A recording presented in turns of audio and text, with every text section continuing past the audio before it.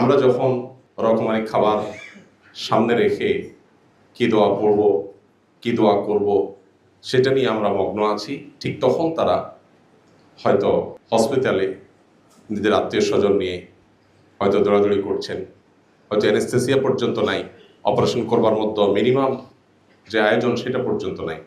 আজকের গাজার মুসলমানদের রক্তচোষা, ফিলিস্তিনি মানুষের রক্তচোষা, সকাল বিকাল শিশুদের রক্ত দিয়ে যারা নাস্তা করে এবং খাবার খায়, নির্লজ্জভাবে যারা যুদ্ধবিরতি ভঙ্গ করে ঠিক 17ই রমজানকে নির্বাচন করে, ঐতিহাসিক বদর দিবসকে নির্বাচন করে ওই দিনের সাহরির সময় আঘাত, এটা পরিকল্পিত।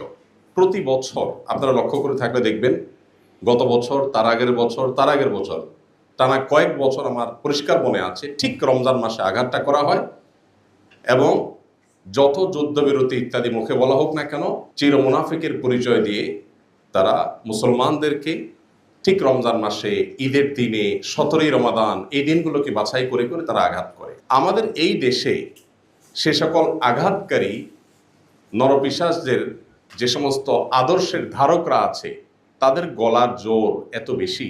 আমার অবাক লাগে, আমরা বেঁচে থাকতে এই দেশে অন্তত বসে কিভাবে এ মানুষ খেকোদের আদর্শের ধ্বজাধারীরা উঁচু গলায় এদেশে কথা বলতে পারে। কতটা নির্লজ্জ হলে মানুষ, কতটা বেহায়া হলে মানুষ এরকম খুনের সপক্ষে সাফাই গাওয়া কিংবা খুনিদের ব্যাপারে মৌন সমর্থন, নানাভাবে তাদের আদর্শের সমর্থন একজন মানুষ কিভাবে করতে পারে। ধর্মীয় দৃষ্টিভঙ্গি আমরা একটু সাইডেই রাখলাম। আমার মনে হয় এটার জন্য আমাদেরও দায় আছে। আমরা একটু ঝেড়ে কাশতে পর্যন্ত অনেক বেশি ভয় পাই। আমাদের কাছে আমাদের চাকরি, আমাদের অবস্থান, এগুলা এত বড় হয়ে দাঁড়ায় যে আমার মিনিমাম বিবেকের তাগাদায় যে কথাটা বলা দরকার, যে দায়িত্বটুকু পালন করা দরকার, সে দায়িত্বটুকু পালন করতে পর্যন্ত অনেক সময় আমরা পারি না। আল্লাহ তাআলা আমাদেরকে অন্তত এখন সুযোগ করে দিয়েছেন, অন্তত মুখ ফুটে কথা বলবা। আমরা যদি সে দায়িত্বটুকু পালন না করি, তাহলে আল্লাহর কাছে আমাদের দায় হবে অনেক বেশি।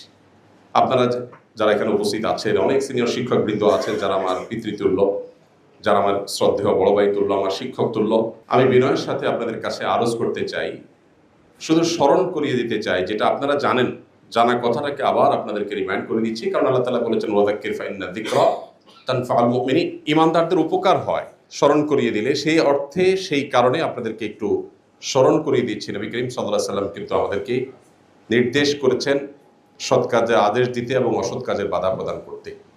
আপনারা জাতির বিবেক, আপনারা আল্লাহ তাআলার পক্ষ থেকে যে সম্মানের অধিকারী হয়েছেন, এদেশের অন্য বহু শ্রেণী পেশার মানুষ এত সম্মানের অধিকারী নন। আল্লাহ আপনাদেরকে যে সামাজিক অবস্থান দিয়েছেন, এই সমাজের উপর আপনাদের যতটা প্রভাব আছে, আল্লাহ তাআলার কাছে তার দায়ও কিন্তু অনেক বড়। নবী করিম সাল্লাল্লাহু আলাইহি ওয়াসাল্লাম সেই হাদিসটি আমরা শুনেছি, কুল্লুকুম আলা কুল্লুকুম রাইন ওয়া কুল্লুকুম মাসউলুন আন রাইয়াতিহি, তোমরা সবাই দায়িত্বশীল। সো সবাই যার যার দায়িত্বের পরিধি অনুপাতে আল্লাহর কাছে জিজ্ঞাসিত হতে হবে। যার দায়িত্ব এর পরিধি যত বড় হবে, যার সামাজিক অবস্থান যত বড় হবে, আল্লাহর কাছে তার জবাবদিহিতাটাও তত বড় হবে। আমি খুব লজ্জিত হই একজন বাংলাদেশি হিসেবে, কারণ ফিলিস্তিন ইস্যুতে বাংলাদেশের মতো এরকম নির্লজ্জভাবে এতটা নীরবতা, নিস্তব্ধতা পৃথিবীর কোনো দেশে আমার চোখে পড়েনি। জাপানের মতো দেশে গত বছর ফিলিস্তিনি হামলার সময় আমি টোকিওতে ছিলাম, এত বড় মিছিল, জাপানের মতো দেশে যেখানে মুসলমান এত কম, যে সংখ্যা উল্লেখ করবার মতো না, সেখানে এত বিশাল বড় মিছিল এবং সেখানে বিভিন্ন দূতাবাস ঘেরাও এত চমৎকারভাবে হয়েছে যে আমার দেশে পর্যন্ত হচ্ছে না। এবং সেখানে ইহুদি কোম্পানিগুলো, বিশেষ করে যে ফুড চেইন স্টোর যেগুলো আছে, সেগুলোর সামনে যে পরিমাণ মাছি মারে, এটা আমি নিজের চোখে যেটা দেখেছি, দুর্ভাগ্য আমার দেশে মানুষের ভিতরে সেরকম কোনো সেন্স পর্যন্ত নাই। আমার মনে হয় জাতিকে জাগাবার দায়িত্বটুকু আপনাদের অন্তত আছে। আপনারা শিক্ষক হিসাবে আপনাদের কলম ধরবার, আপনারা জাতিকে সচেতন করবার যে দায়িত্ব আছে, সেই দায়িত্বটা যদি আপনারা সঠিকভাবে পালন করেন, তাহলে আমরা যারা সাধারণ মানুষ আছি, আমরা ইনশাআল্লাহ আপনাদের পেছনে, আমাদেরকে আপনারা পাবেন এবং জাতিকে আপনারা জাগাতে পারবেন। পৃথিবীর অন্যান্য অমুসলিম দেশগুলোতে পর্যন্ত, এমনকি খোদ আমেরিকাতে পর্যন্ত এই মানব ইতিহাসের ন্যাক্কারজনক বর্বরচিত অসভ্যতা, এটার বিরুদ্ধে সেখানে যেরকম মানুষ ফুঁসে উঠেছে, মানুষ যেরকম রাস্তাঘাটে বের হয়েছে এবং ইহুদি কোম্পানিগুলোকে যেভাবে বয়কট করেছে, আমার দেশে পর্যন্ত সেটা হচ্ছে না। আমরা নিজেরা যদি নিজের বাসা চেক করি, আমরা দেখতে পাবো আমাদের বেডরুমে, আমাদের টয়লেটে, আমাদের কিচেনে, আমাদের প্রত্যেকটা রুমে ইয়াহুদি প্রোডাক্ট দিয়ে ভরা। আমাদের পেস্ট, আমাদের সাবান থেকে নিয়ে প্রত্যেকটা আইটেমে প্রোডাক্ট, আমাদের ঘরবাড়ি ভরা, আমাদের অফিস আদালত ভরা।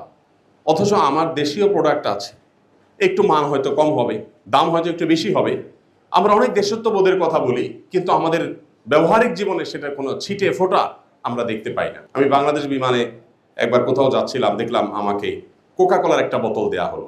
আমি বললাম, কেন কোকা কোলা খাবো? আমি আমার কেরিয়ারে বসে আমি কেন কোকা কোলা খাবো?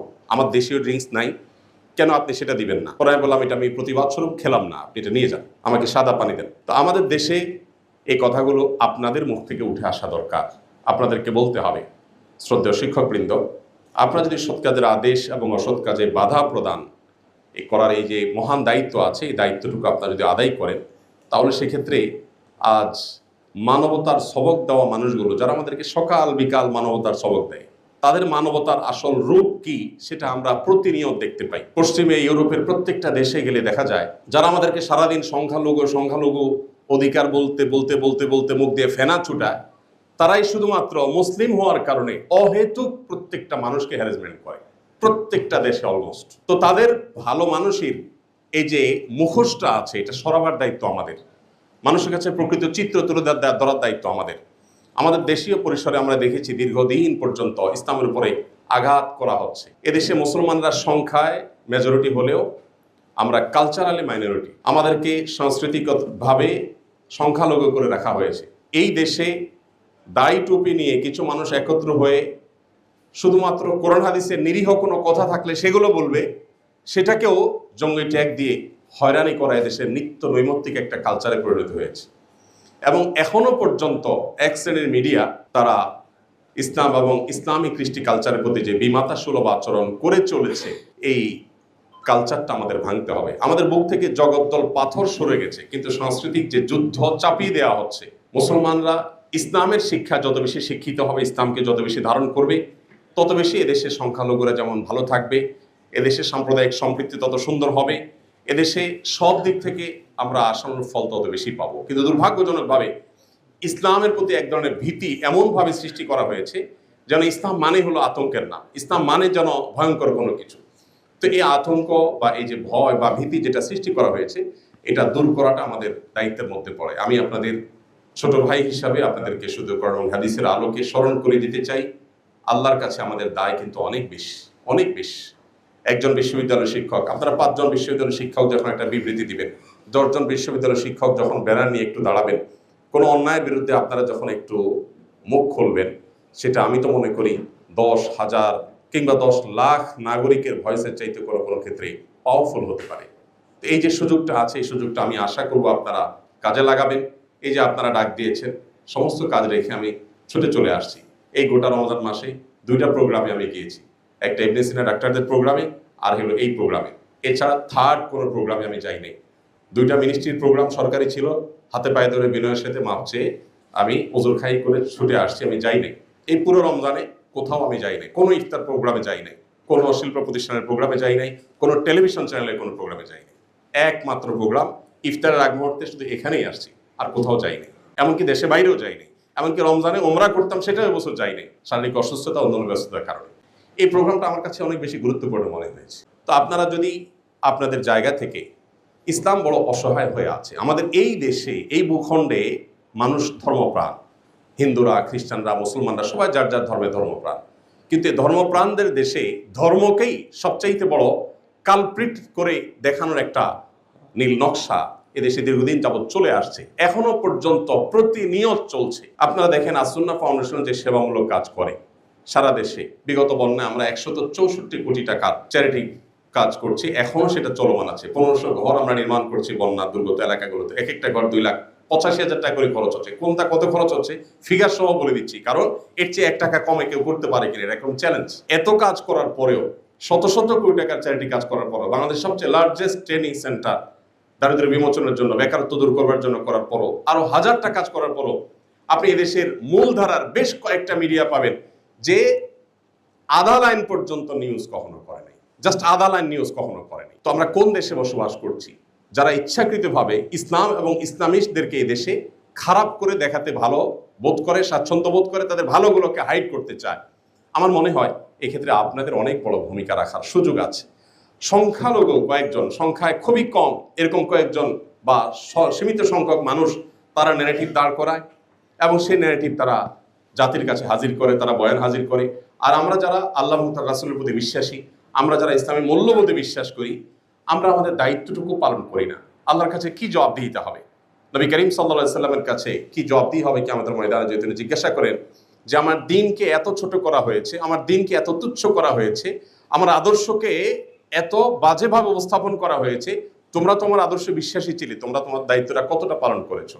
আমার তো মনে হয় যে আপনারা সবাই যদি আপনাদের জায়গা থেকে, আমরা যদি সবাই আমাদের জায়গা থেকে আমাদের রোলটা প্লে করতে পারি, আমাদের দায়িত্বটা পালন করতে পারি, তাহলে ইনশাআল্লাহ আমরা এই দেশে দীর্ঘদিন যাবৎ যে জুলুম দেখে আসছি, যে বৈষম্য দেখে আসছি, ইসলামের প্রতি বিশেষ করে যে বিমাতাসুলভ আচরণ আমরা দেখে আসছি, সেটা হয়তো কিছুটা হলেও লাঘব করা সম্ভব হবে। তো আমি আশা করব যে আপনারা কাঁধে কাঁধ মিলিয়ে, বিশেষ করে সিনিয়ররা যারা আছেন তারা নেতৃত্ব দিয়ে আমাদেরকে এগিয়ে নিয়ে যাবেন। ইনশাআল্লাহ আপনাদের এগিয়ে যান, আপনাদের পেছনে পুরো জাতিকে আপনারা পাবেন। আমরা দেখেছি যে জুলাই আন্দোলনের সময় কিভাবে সারা দেশের মানুষ ঝাঁপিয়ে পড়েছে। দেখুন, দিন শেষে আপনাদের বিশ্ববিদ্যালয়ের শিক্ষার্থী এবং শিক্ষকরা আপনারা নেতৃত্ব দিয়েছেন। আপনারা যখন নেতৃত্ব দিয়েছেন, দেশের ইমাম, মুয়াজ্জিন, সাধারণ মানুষ, রিকশাওয়ালা, খেটে খাওয়া শ্রমিক সবাই কিন্তু ঝাঁপিয়ে পড়েছে। অতএব এভাবে প্রত্যেকটা ক্ষেত্রে আমরা দেখতে চাই যে আপনারা নেতৃত্ব দেন এবং দায়িত্বশীলতার জায়গা থেকে আপনারা ফিরে চলে আসেন। আল্লাহ তাআলা আপনাদেরকে, আমাদেরকে সবাইকে তৌফিক দান করুন। আজকের এই চমৎকার আয়োজন করবার জন্য আয়োজকদেরকে আমি ধন্যবাদ জানাচ্ছি এবং আমার আজকের এই আয়োজনে সামিল হওয়াটা আমার নিজের জন্য অনেক বড় সৌভাগ্যের ব্যাপার। কারণ আপনাদের সামনে আমি উপস্থিত হতে পেরেছি, দু চারটা মনের কথা আমি আগোছালো হলে উপস্থাপন করতে পেরেছি, এটা আমার জন্য সৌভাগ্যের বিষয়।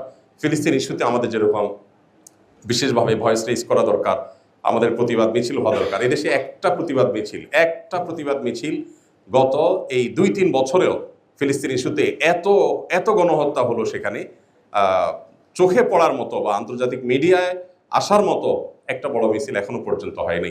বিভিন্ন ইসলামী নেতৃবৃন্দের সাথে আলাপ করেছি যে জুমার পরে অন্তত তারা একটা মিছিল বাইতুল কারম থেকে একটা ঐতিহাসিক বড় ধরনের কোনো মিছিল করতে পারেন কিনা। তো অনুরোধ করেছি, অনেকে চেষ্টা করেছি, দেখা যাক কি দাঁড়ায়। তো আমরা আমাদের জায়গা থেকে অন্তত, আপনারা বিশ্ববিদ্যালয়ের শিক্ষকরা যদি আপনারা একটু দাঁড়ান কোথাও, আপনারা আপনাদের মতো করে দাঁড়ালেন, আপনারা 100 জন 101 জন বিশ্ববিদ্যালয়ের শিক্ষক যদি একটু বিবৃতি দেন, আমাদের মেয়েরা যখন একটু পর্দার জন্য হ্যারাসমেন্টের শিকার হয়, দাড়ির জন্য যখন কোনো জায়গায় হ্যারাসমেন্টের শিকার হয়, আমরা যত কথাই বলি না কেন, আপনাদের 10 জন বা 20 জনের একটা বিবৃতি, আপনাদের একটা বক্তব্যের ওজন অনেক বেশি। আমরা দেখি যারা ইসলাম এবং মুসলমানদের প্রতি বিদ্বেষ লালন করে, পান থেকে নুন খসলেই তাদের 101 জনের বিবৃতি দেখি, আমরা 501 জনের বিবৃতি দেখি, নাম সর্বস্ব বিবৃতি আমরা দেখতে পাই। সেখানে আল্লাহ দিনকে ভালোবাসেন, ইসলামী মূল্যবোধকে বিশ্বাস করেন, সেরকম বিশাল বড় জনগোষ্ঠী আমাদের, সেই জনগোষ্ঠীর বেশিরভাগ অংশকে আমরা দেখি তারা চুপ থাকে। আমরা মনে করি ব্যক্তিগত নামাজ রোজা পড়লে বোধহয় আমাদের নাজাত হয়ে যাবে।